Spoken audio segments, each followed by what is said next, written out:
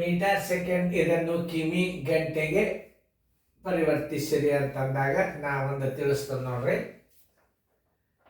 ಕಿಮಿ kilometre ಪ್ರತಿ ಗಂಟೆಯ ವೇಗ ಬರೋಬ್ಬರಿ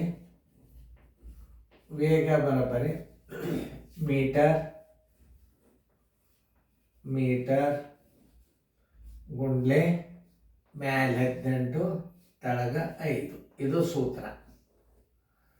ಮೀಟರ್ ಎಷ್ಟದ ನೋಡ್ರಿ, 25 ಅದ, ಮ್ಯಾಲ 18 ತಳಗ 5. 5 ಒಂದಲೇ 5 ಐದಲೇ 18 ಐದಲೇ 90. Answer is equal to 90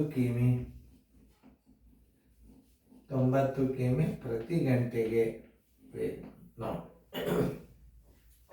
30 metre ಪ್ರತಿ ಗಂಟೆಗೆ ಕಿಮಿ ಗಂಟೆಯ ವೇಗ ಬರೋಬ್ಬರಿ